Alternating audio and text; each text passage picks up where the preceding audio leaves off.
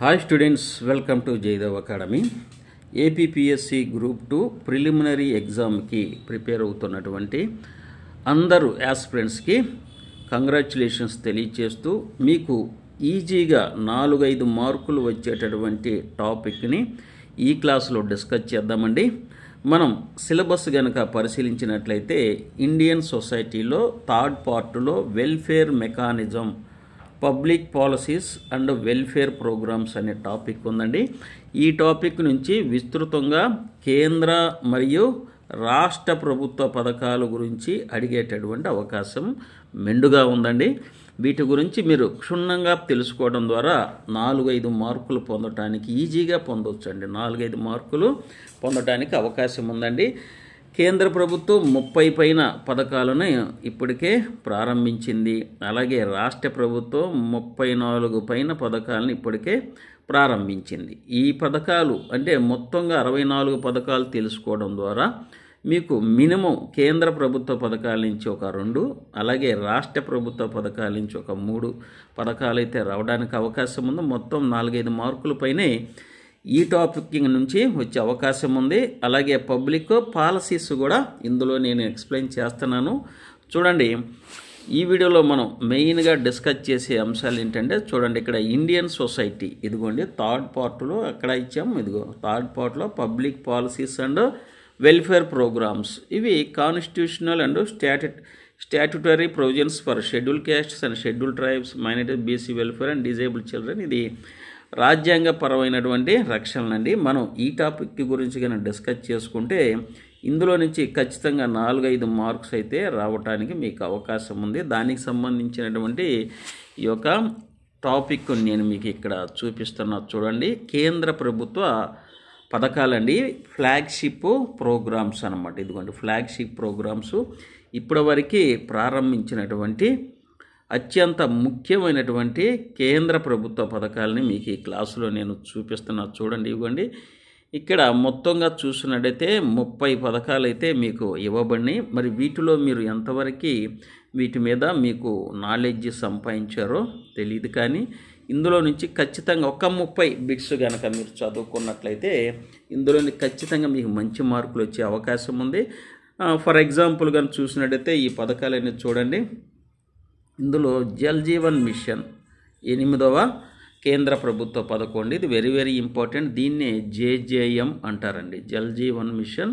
దీని యొక్క ప్రధాన ఉద్దేశం ఏంటి అంటే, భారతదేశంలో ఉన్నటువంటి ప్రతి ఇంటికి మంచినీటి కుళాయిల ద్వారా ఎఫ్హెచ్టీసీస్ అంటారండి. ఎఫ్హెచ్టీసీస్ మంచినీటి కుళాయిల ద్వారా 2024కి సురక్షితమైనటువంటి మంచినీరు అందించాలనేది జలజీవన్ మిషన్ యొక్క ప్రధాన ఉద్దేశము. దీని మీద ప్రశ్న అయితే రావడానికి అవకాశం ఉంటుంది. దీని గురించి నేను ఎక్స్ప్లెయిన్ చేస్తానండి. అలాగే మిగతా వాటి గురించి కూడా మీకు నేను మంచి సమాచారం అందిస్తాను. స్కిప్ చేయకుండా చూడండి. ఇది ఎగ్జామినేషన్కి అయితే మీకు చాలా ఉపయోగపడుతుంది. జలజీవన్ మిషన్ అనేది 2019వ సంవత్సరం ఆగస్టు 15వ తారీఖున అంటే స్వతంత్ర దినోత్సవం రోజు కేంద్ర ప్రభుత్వం ఎంతో ప్రతిష్టాత్మకంగా ప్రారంభించినటువంటి పథకం అండి. భారతదేశంలో ప్రతి ఇంటికి మంచినీటి కుళాయి ద్వారా 2024వ సంవత్సరానికి ఇది బిట్ వచ్చిందండి. ఎన్నో సంవత్సరానికి జలజీవన్ మిషన్ ద్వారా మంచినీరు అందించాలని టార్గెట్గా పెట్టుకున్నారు కేంద్ర ప్రభుత్వం. అంటే 2024 నాటికి. దీనికి వచ్చేసరికి ప్రధానంగా చూస్తే 4 పారామీటర్స్ అంటే 4 లక్ష్యాలు అయితే నిర్దేశించుకున్నారన్నమాట. అవి ఏం లక్ష్యాలు అంటే 2024 నాటికి మంచినీరు అనేది అందించాలి, ప్రతి ఇంటికి మంచినీటి కుళాయి ద్వారా అందించాలి. దీని ద్వారా వనగూరే లక్ష్యాలు ఏంటండి అంటే, మీకు ABCDలు ఇచ్చి 4 జలజీవన్ మిషన్ ద్వారా ఈ యొక్క పారామీటర్స్ అయితే నిర్ణయించుకున్నారు అని ప్రశ్న రావడానికి అవకాశం ఉందండి. కాబట్టి జాగ్రత్తగా వినండి. మొట్టమొదటి లక్ష్యం ఏంటండి అంటే, ఎఫ్హెచ్టీసీస్ ద్వారా అంటే ఎఫ్హెచ్టీసీ అంటే ఏంటి? Functional household tap connection అంటారండి. ఫంక్షనల్ గుర్తుపెట్టుకొని టెక్నికల్ వాడిది ఫంక్షనల్ ఇందులో వాడతారనమాట. జల్ జీవన్ మిషన్లో ఈ వర్డ్ అనేది వస్తుంది. ఫంక్షనల్ హౌస్ హోల్డ్ ట్యాప్ కనెక్షన్ని FHTC అంటారనమాట. దీని ద్వారా 2024 నాటికి భారతదేశంలో ఉన్నటువంటి అన్ని గ్రామీణ కుటుంబాలకి మంచినీటి కుళాయిల ద్వారా నీటి సరఫరా చేయాలనేది, ఇక్కడ త్రాగునీరు సరఫరా చేయాలని మొట్టమొదటి లక్ష్యం. తద్వారా వనగూరేటటువంటి లక్ష్యాలు ఏంటంటే గ్రామీణ వర్గాల మెరుగైన ఆరోగ్య పరిస్థితులు, మహిళలు మరియు బాలికలు ఎదుర్కొంటున్నటువంటి దుర్భర పరిస్థితులను, అలాగే ఉన్నత ప్రాథమిక స్థాయి బాలికల పాఠశాల డ్రాపౌట్ అంటే చదువు మధ్యలోనే ఆపివేసిన వారనమాట, వాటి యొక్క పర్సెంటేజ్ రేట్లు కూడా తగ్గించడం అంట. ముఖ్యంగా బాలికలకు సంబంధించినటువంటి డ్రాపౌట్స్ కూడా అనమాట. డ్రాపౌట్స్ తగ్గించడం దీనిలో ఒక లక్ష్యం, తగ్గించడం. మరియు మహిళల సాధికారత సెల్ఫ్ రిలయంట్ అనమాట.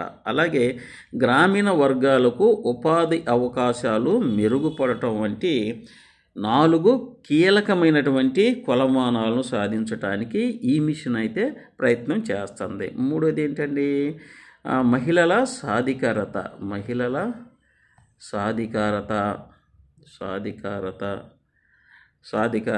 అలాగే ఉపాధి అవకాశాలు, గ్రామీణ ప్రాంతాలలో ఉపాధి అవకాశాలు కూడా మెరుగు చేయటం. ఇది ఎలా వస్తుంది సార్? మంచినీరు కనుక అందించడం ద్వారా ఈ లక్ష్యాలన్నీ వనగూరుతాయి అంటే ఖచ్చితంగా అనమాట. మంచినీరు అనేది అందించడం ద్వారా బాలికలు కొన్ని కిలోమీటర్లు నడిచి వెళ్ళి మంచినీరు తెచ్చుకునే బాధ తప్పుతుంది. తద్వారా వీరైతే మా స్కూల్స్కి వెళ్ళేటటువంటి అవకాశము ఉన్నది. ఇది ఒక పారామీటర్, ఒక లక్ష్యం అన్నమాట ప్రయత్నించ.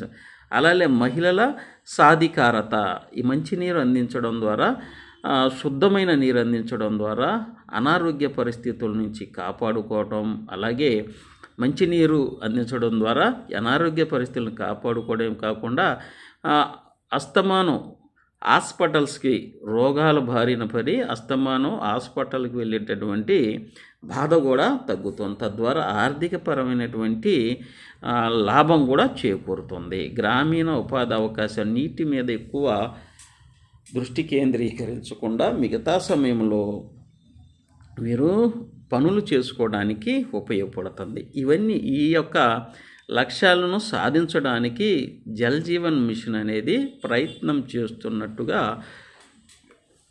మనకి అర్థమవుతుంది. ఈపాటికే మనం గ్రామాల్లో కనుక చూసినట్లయితే జల్ జీవన్ మిషన్ ద్వారా ఒక OHSR ట్యాంక్ అంటే గ్రామీణ సురక్షిత మంచినీటి పథకం, ఒక ట్యాంకు కడతారండి. ఓవర్ హెడ్ సర్వీస్ రిజర్వాయర్ అంటారు. ఒక మంచినీటి ట్యాంక్ నుంచి ఆ యొక్క పైపుల నుంచి ప్రతి ఇంటికి మంచినీటి కుళాయిని సరఫరా చేయడానికి ప్రతి గ్రామంలోనూ మనం ఈపాటికే చూస్తున్నాం, ప్రయత్నాలు అనేది జరుగుతుంది. దీని ద్వారా లాభము ఇవి చెప్పుకున్నామండి. అయితే ఇక్కడ ఇంకొక ప్రశ్న అడిగేటటువంటి అవకాశం కూడా ఉన్నదన్నమాట. అయితే కేంద్ర ప్రభుత్వం ప్రారంభించినటువంటి ఈ పథకంలో రాష్ట్ర ప్రభుత్వాలు కూడా భాగస్వాములుగా ఉండాలి. అంటే ఆర్థిక పరమైనటువంటి భాగస్వామ్యాన్ని కేంద్ర ప్రభుత్వం ఆశిస్తుందన్నమాట. ఎలా అంటే ఈ పథకము చాలా ఖర్చుతో కూడినటువంటి పథకం అండి. మొత్తం దీని అంచనా వ్యయం కనుక చూస్తే 3.60 లక్షల కోట్ల రూపాయలండి, కోట్ల రూపాయలు. కాబట్టి ఈ మొత్తము ఒక కేంద్ర ప్రభుత్వమే భరించలేదన్నమాట. అందుకని కేంద్ర రాష్ట్ర ప్రభుత్వాల భాగస్వామ్యంతో ఈ యొక్క పథకాన్ని ప్రారంభించారు. మరి కేంద్ర ప్రభుత్వం ఇందులో ఎంత వాటా ఇస్తుందండి అంటే కేంద్ర ప్రభుత్వం సరిగ్గా 2.08 లక్షల కోట్లు కేంద్ర ప్రభుత్వం భాగస్వామ్యం. అలాగే మరి రాష్ట్ర ప్రభుత్వం ఎంతండి అంటే ఈ రాష్ట్ర ప్రభుత్వం భాగస్వామ్యం వచ్చేసరికి 1.52 లక్షల కోట్ల భాగస్వామ్యంతో ఈ పథకాన్ని ప్రారంభించారు. అయితే అన్ని రాష్ట్రాలు ఈ భాగస్వామ్యంలో పాల్గొనగలవంటే పాల్గొనలేవు. ఎందుకంటే కొన్ని హిమాలయన్ స్టేట్స్ ఉన్నాయి, కొన్ని ఈస్టర్న్ స్టేట్స్ ఉన్నాయి, నార్త్ ఈస్టర్న్ స్టేట్స్. అలా ఆదాయము తక్కువగా ఉన్నటువంటి స్టేట్స్కి అయితే కేంద్ర ప్రభుత్వం ఎక్కువ భాగస్వామ్యంతో వారికి తక్కువ భాగస్వామ్యాన్ని కల్పించి ఈ పథకాన్ని విజయవంతం చేయటానికి ప్రారంభించింది. అయితే దీనికి సంబంధించిన ప్రశ్నలు వచ్చే అవకాశం అయితే ఉన్నాయి. కాబట్టి మరి ఈ భాగస్వామ్యం జనరల్గా ప్లెయిన్ ఏరియాలో కనుక ఉన్నట్లయితే మన ఆంధ్రప్రదేశ్లో కనుక చూస్తే సెంట్రల్ స్టేటు నిష్పత్తి ఎంతండి అని చూస్తే ఇక్కడ చూడండి 50:50, అంటే 50% 50%. ఫర్ ఎగ్జాంపుల్ ఆంధ్రప్రదేశ్ అవ్వచ్చు, తెలంగాణ అవ్వచ్చు, ఇవి రెండు ఇట్లా ప్లెయిన్గా ఉన్నటువంటి ఆర్థిక పరిస్థితి బాగున్నటువంటి స్టేట్లకి సెంట్రల్ గవర్నమెంటు 50% ఇస్తే స్టేట్ గవర్నమెంట్ 50% భాగస్వామ్యంతో ఈ పథకాన్ని రన్ చేస్తున్నారు. మరి అలాగే హిమాలయన్ స్టేట్స్ వచ్చేసరికి రాష్ట్రాలు వీటికి ఆదాయం తక్కువగా ఉంటుంది. కాబట్టి కేంద్ర ప్రభుత్వం ఎంత చేస్తుంది అంటే 90% కేంద్ర ప్రభుత్వం, 10% రాష్ట్ర ప్రభుత్వ నిధులతో ఈ యొక్క జల్ జీవన్ మిషన్ పథకాన్ని ప్రారంభించారు. అవేంటండి? ఉత్తరాఖండ్ అలాగే హిమాచల్ ప్రదేశ్ యొక్క ఈ రెండిటి యొక్క కంట్రిబ్యూషన్ ఎంతండి? 10%. ఇది మనకి బిట్స్కి వచ్చేడు అవకాశం ఉంది. అయితే మరి ఈశాన్య రాష్ట్రాలు ఏంటండి? ఈశాన్య రాష్ట్రాలు వీరి యొక్క భాగస్వామ్యం ఎలా ఉంటుంది? వీరికి ఆదాయ మార్గాలు చాలా తక్కువగా ఉంటాయి. వీరు ఈ పథకాన్ని విజయవంతంగా రన్ చేయలేరు. అలాగే శాసనసభ లేని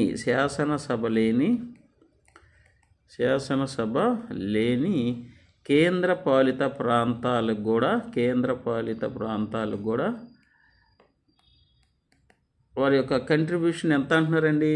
సెంట్రల్ గవర్నమెంట్ 100% ఇస్తే వీరి యొక్క పర్సెంటు 0, ఏమీ ఇవ్వాల్సిన పరిస్థితి లేదు. ఈశాన్య రాష్ట్రాలు అలాగే శాసనసభ లేని కేంద్రపాలిత ప్రాంతాలకి ఇది 100% కంట్రిబ్యూషన్ సెంట్రల్ గవర్నమెంట్ ఇస్తే వీటికి ఏ విధమైనటువంటి కంట్రిబ్యూషన్ అవసరం లేదండి. కాబట్టి ఈ పథకం విజయవంతంగా కొనసాగటానికి ఈ యొక్క కంట్రిబ్యూషన్స్ అయితే మనం చూస్తున్నాం. కాబట్టి ఎగ్జామినేషన్ పాయింట్ ఆఫ్లో మనం అడిగేటప్పుడు జల్ జీవన్ మిషన్లో కేంద్ర రాష్ట్ర ప్రభుత్వాల యొక్క కంట్రిబ్యూషన్ ఎంత అంటే ఇక్కడ ప్లెయిన్ స్టేట్కి వచ్చేసరికి ఆప్షన్ ఏలో ఇస్తాడు, ఆప్షన్ బిలో హిమాలయన్ స్టేట్స్కి వచ్చేసరికి ఉత్తరాఖండ్, హిమాచల్ ప్రదేశ్ 90:10 ఆప్షన్ బిలో ఇస్తాడు. అలాగే ఈశాన్య రాష్ట్రాలు శాసనసభ లేని కేంద్రపాలిత ప్రాంతాలకు సి ఇస్తాడు. కాబట్టి ఆన్సర్ వచ్చేసరికి డి ఆల్ అంటారు. కాబట్టి ఇవన్నీ మీకు తెలుసుకొని ఉండవలసిన అవసరం అయితే ఉన్నవి. ఇవన్నీ ఇలా ఒక జల్ జీవన్ మిషన్కి సంబంధించిన పథకం గురించి మనం ఎక్స్ప్లెయిన్ చేసుకుంటే ఇంత అయితే ఉంది. మరి వీటికి సంబంధించిన బిట్స్ కూడా మీకు అవసరమవుతాయి. అంత్యోదయ అన్న యోజన, ఆయుష్మాన్ భారత్, ఈ మధ్యన ఆయుష్మాన్ భారత్కు సంబంధించినటువంటి యాప్ సెంట్రల్ గవర్నమెంటు గ్రామ పంచాయతీలకు ఇచ్చారండి. సచివాలయంలో స్టాఫ్ మొత్తం వాలంటీర్ల సహాయంతో వాళ్ళని ఎన్రోల్ చేయటం కూడా జరిగింది ఆయుష్మాన్ భారత్. ఇంకా నెక్స్ట్ వచ్చేసరికి బేటీ బచావో బేటీ పడావో ఈ యొక్క స్కీమ్స్, అలాగే దీన్ దయాళ్ ఉపాధ్యాయ గ్రామ జ్యోతి యోజన, వీటన్నిటికి సంబంధించిన ఇన్ఫర్మేషన్ మరి ఎలా సార్ అని మీరు అడగొచ్చండి. ఇవన్నీ ఒకే చోటే ఒకే బుక్కులో మీకు కావలసినటువంటి రాష్ట్ర ప్రభుత్వం మరియు అలాగే కేంద్ర ప్రభుత్వ పథకాలు, రాష్ట్ర మరియు కేంద్ర ప్రభుత్వ పథకాలకు సంబంధించినటువంటి ప్రభుత్వ సంబంధించిన 1000 బిట్లు అయితే 1000 బిట్స్ ప్లస్ 1000+ బిట్స్ అండి. ఈ 1000+ బిట్స్ అనేవి ఒక చోటే చేర్చి కూర్చడం అనేది జరిగిందండి. తద్వారా మీరు 1 డేలో ఇవి చదువుకోవచ్చు. తద్వారా ఎక్కువ మార్కులు ఈజీగా ఎన్నో విస్తృతంగా చదువుతూ ఉండాలండి బిట్స్, వాటి నుంచి 1-2 మార్కులు వస్తాయేమో. ఈ యొక్క 30 పథకాలకు సంబంధించిన సమాచారం మొత్తం ఒకే చోట ఎంసీక్యూ రూపంలో మీకు అందించడం జరిగింది. అలాగే స్టేట్ గవర్నమెంట్కు సంబంధించిన ఆంధ్రప్రదేశ్కు సంబంధించిన 34 ప్రభుత్వ పథకాలు కూడా ఏపీకి సంబంధించినవి కూడా ఈ స్కీమ్స్ కూడా ఎంసీక్యూ రూపంలో ఒక బుక్లోనే మీకు అందుబాటులో ఉన్నవి. అలాగే ఇవన్నీ గ్రూప్ 1, గ్రూప్ 2, గ్రూప్ 3, గ్రూప్ 4, అలాగే గ్రామ వార్డు సచివాలయం, డిఎస్సికి కూడా ఏదో ఎడ్యుకేషన్ రిలేటెడ్ ప్రోగ్రామ్స్ ఆంధ్రప్రదేశ్ ప్రభుత్వం చాలా ఇంప్లిమెంట్ చేసిందండి. విద్యాకాను కావచ్చు, అమ్మఒడి, ఇలాంటివన్నీ ఇందులోనే మీకు లభిస్తాయి. అందుకని నేను చెప్పే మీకు ఇంపార్టెంట్ బుక్ ఏంటంటే ఇదండి, గ్రామ వార్డు సచివాలయం కోసం తయారు చేసామండి. ఏ పథకాన్ని కేంద్ర రాష్ట్ర ప్రభుత్వం ప్రారంభించినప్పటికీ అవి క్షేత్రస్థాయిలో జీపీ లెవెల్లోనే ఇంప్లిమెంట్ అవుతాయి, గ్రామ పంచాయతీ లెవెల్లోనే. కాబట్టి గ్రామ పంచాయతీకి సంబంధించినటువంటి గ్రామ వార్డు సచివాలయం రిక్రూట్మెంట్లు అయితే ఈ పథకాల గురించి ఎక్కువ అడుగుతారు. మనకి గ్రూప్ 2లో వచ్చేసరికి 4-5 మార్కుల పైన అడిగే అవకాశం ఉండదు. ఈ బుక్ మీ వద్ద ఉంటే ఏపీ ప్రభుత్వ పథకాలు, పాలసీలు మొత్తం 34 పథకాల పైన ఎంసీక్యూ రూపంలో ఉన్నాయండి. హ్యాపీగా ఒక్కచోట చదువుకోవచ్చు. అస్తవ్యస్తంగా మీకు ఈ సిలబస్సులో అంటే అందుబాటులో లేకుండా ఈ ప్రభుత్వ పథకాలు అక్కడక్కడ చదువుతారండి. అవన్నీ మీరు అలా చదువుకోవడం వల్ల గుర్తుండదు, టైం ఎక్కువైపోతుంది. ఈ బుక్ అనుకుంటే 1 డేలోనే కంప్లీట్ చేసుకుంటారు. అలాగే రాష్ట్ర ప్రభుత్వం అత్యంత ప్రతిష్టాత్మకంగా ప్రారంభించినటువంటి గ్రామ వార్డు సచివాలయాల స్థాపన లక్ష్యాలు కూడా మీకు బిట్స్లో ఇచ్చాను. ఇక ఏపీ పంచాయతీరాజ్ చట్టం 1994 ఇది స్థానిక ప్రభుత్వాలండి. 73, 74 రాజ్యాంగ సవరణలో ఖచ్చితంగా ప్రశ్న లేకుండా గ్రూప్ 1, గ్రూప్ 2, గ్రూప్ 3లో ఉండదండి. అలాగే ఈ చట్టానికి సంబంధించిన విస్తృతమైనటువంటి బిట్స్ కూడా మీకు అందుబాటులో ఉన్నాయి. ఇక ఇప్పుడు మనం డిస్కస్ చేసేటువంటి కేంద్ర ప్రభుత్వ పథకాలు 30 పథకాల పైన ఈ బుక్లో మనం డిస్కస్ చేసిన ప్రతి అంశం ఇందులో పొందుపరచబడి ఉందండి. మీకు చాలా ఉపయోగపడింది. ఈ బుక్ అనేది ఒక గ్రామ వార్డు సచివాలయం అనుకుంటున్నారు, అన్నిటికీ ఉపయోగపడుతుందండి. ఏపీపీఎస్సి అన్ని ఎగ్జామ్స్కి ఉపయోగపడే రీతిలో ఈ బుక్ను అయితే తయారు చేయడం జరిగింది మీకోసం. మీకు ఈ బుక్ కావాలి అని అనుకుంటే కేవలం 299 రూపాయలేనండి ఇది. దీనికి సంబంధించినటువంటి ఇదిగోండి, ఇది ఫోన్పేలో పే చేయొచ్చు మీరు. 90109660 అని ఇక్కడ చూడండి. ఈ నెంబర్కి ఫోన్పేలో చేసి స్క్రీన్ షాటు బుక్ నేము GSWS 1000 బిట్స్ అని పెట్టండి. GSWS 1000 బిట్స్ బుక్ అని పెట్టండి. ఆ తర్వాత మీ యొక్క పోస్టల్ అడ్రస్, మీ నేము, ఫాదర్ నేము మరియు పిన్ కోడ్ కనుక మీరు రాస్తే ఇమీడియట్గా రిజిస్టర్ పోస్టులో మీ ఇంటికే ఈ బుక్ అయితే రావడం జరిగిందండి. టోటల్గా మీరు 299 ప్లస్ ఒక 50 రూపీస్ మీరు పోస్టల్ రిజిస్టర్ పార్సిల్ అనమాట 349 రూపాయలు కనుక మీరు పంపించగలిగితే ఈ బిట్ బ్యాంక్ అనేది ఎంసీక్యూలో లేటెస్ట్ ఎడిషన్ అండి. అన్ని స్కీమ్స్ ఇందులో మీకు కవర్ అయ్యే విధంగా చెప్పబడింది. ఇది చాలా ఉపయోగపడుతుంది మీకు. గ్రూప్ 1, గ్రూప్ 2, గ్రూప్ 3 అన్ని ఎగ్జామ్స్కి ఈ 1000 బిట్ల పైన తయారు చేసామండి. ఎంసీక్యూ రూపంలో తయారు చేసాం. అన్ని ఎగ్జామ్స్కి ఉపయోగపడతాయి. హ్యాపీగా మీరు ఈ బుక్ని పర్చేజ్ చేసుకోవచ్చండి. ఈ యొక్క థర్డ్ పార్ట్లో ఇండియన్ సొసైటీలో 4-5 మార్కులు తక్కువ కాకుండా ఈజీగా వచ్చేటటువంటి అవకాశం ఉన్నటువంటి అంశం అండి ఇది. ఈజీగా తక్కువ సమయంలో ఎక్కువ మార్కులు, 4-5 మార్కుల కంటే ఎక్కువ కూడా వచ్చే అవకాశం అయితే ఉన్నది. కాబట్టి దయచేసి పర్చేజ్ చేసుకోండి. అలాగే మన జయదేవ్ అకాడమీకి ఒక సబ్స్క్రైబ్ చేయండి, ఒక లైక్ చేయండి. అలాగే మీ ఫ్రెండ్స్ కూడా ఫార్వర్డ్ చేయండి. బెల్ బటన్ క్లిక్ చేయడం ద్వారా ఇలాంటి ఇంపార్టెంట్ నోటిఫికేషన్స్ మీ ముందు ఉంటాయండి. మీ ఫ్రెండ్స్ కూడా షేర్ చేస్తారని భావిస్తూ మీ యొక్క Jayadev Academy. Thank you one and all.